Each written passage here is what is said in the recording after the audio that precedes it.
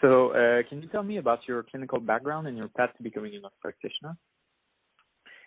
So my undergrad is in behavioral neuroscience, and I thought I wanted to go to med school as a 18-year-old entering into college. I did my undergrad degree at Northeastern University, so I was exposed to their co-op program where I got to see many more roles than just the traditional provider, and I was kind of just made aware of a lot more roles, and I realized pretty quickly that I wanted to be more at the bedside. So I discovered the nurse practitioner role and applied to accelerated entry programs and entered into Boston College's accelerated program right out of graduating from Northeastern. Mm-hmm. So, so I pretty much from there and never looked back. Mm-hmm. So this is the direct entry program. So you got your RN in like a year or a year and a half, and then after that you went on to get your NP education, right? Exactly, yep. Okay, and you said that what drew you to this role is really to be more at the bedside. Is that correct? Yes, so I did one of my clinical co-ops at Northeastern was I actually worked in the emergency room at Mass General Hospital, and I realized that I would see the providers go in, and it was great, but the nurses were the ones at the bedside who were really doing the work that I felt that I wanted to do, and that kind of changed my whole perception on whether I wanted to be, what direction I wanted to head in. I still wanted to be a little more involved, so the nurse practitioner role was a perfect fit for me to have some advanced prescribing privileges and just, a little more than other roles, but it was still being mostly at the bedside with the patient and had an underground foundation. Mm-hmm. And so you've been teaching for 13 years now. You teach in 2 institutions, right? Right now, yes. Okay. And so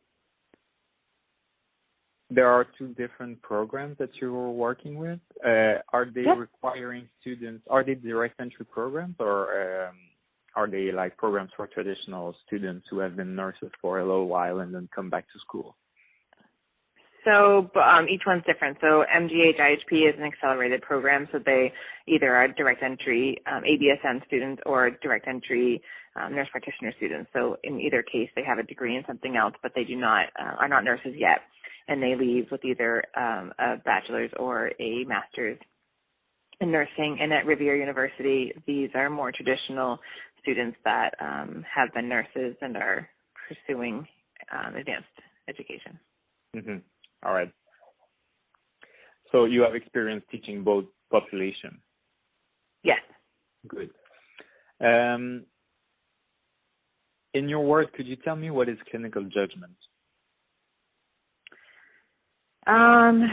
Clinical judgment is something that develops over time. I believe that is assesses the overall status of the client or the patient using both education experience and gut instinct, for lack of a better word. Mm-hmm. So would you say that the judgment is the process of going through that assessment and clinical knowledge and gut feeling, or is it like the product of it, the output? Let me think. Clinical judgment. I'd say, I don't know, I think of it more as a process. Okay. And can you describe that to me a little more, please? Well, I guess I look at it a lot with my teaching hat. So I feel like when I talk to my students, I say to them, you already know something's wrong when you're entering a room of a patient, just being a human being connecting with other humans. I said, but now we're giving you the tools and the words to tell us what's wrong and what to do about it.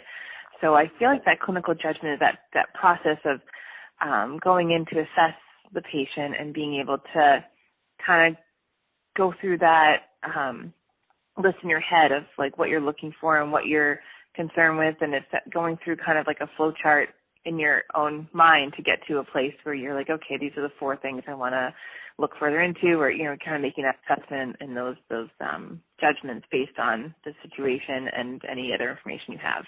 Mm-hmm. And what are those tools that you're trying to give them? I'm sorry, what? What are the tools? Yeah.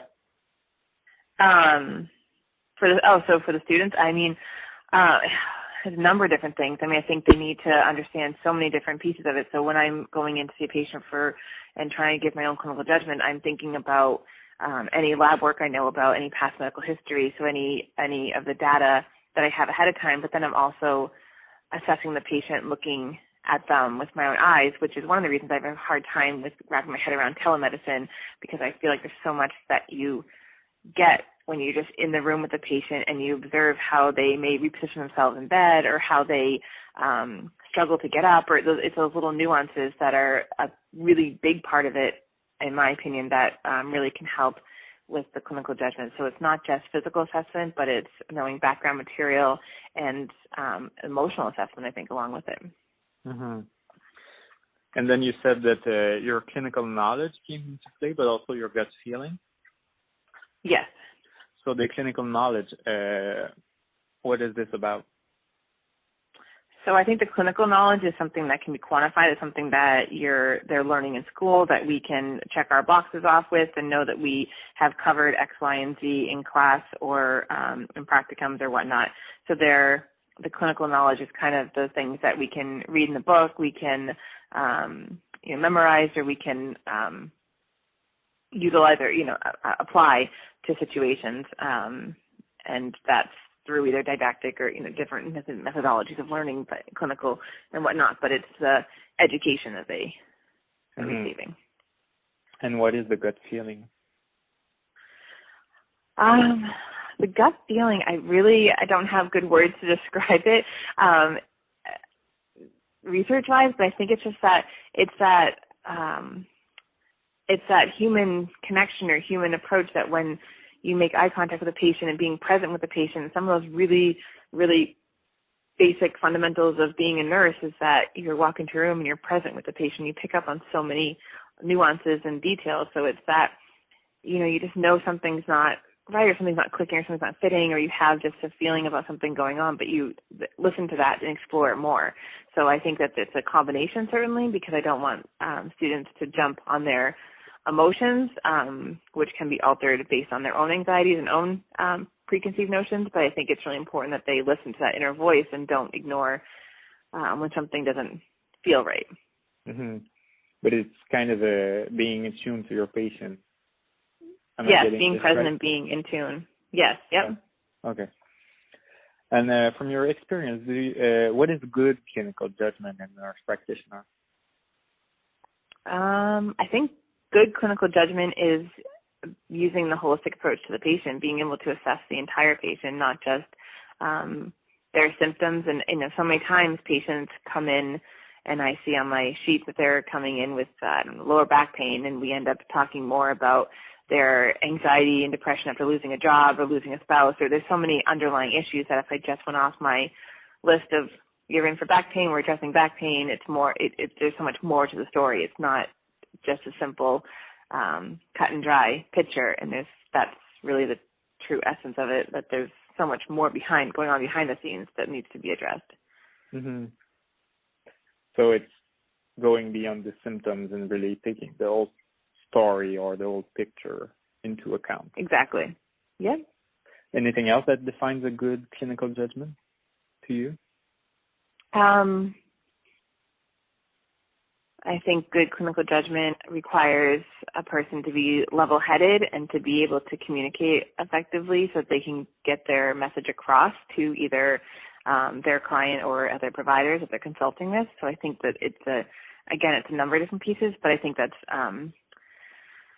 not just having the knowledge, but also how to convey the knowledge or utilize that knowledge. A lot of times we can't make what we need to get across if we can't communicate effectively. So I think that's a really key part of clinical judgment in terms of patient outcomes or patient best experience.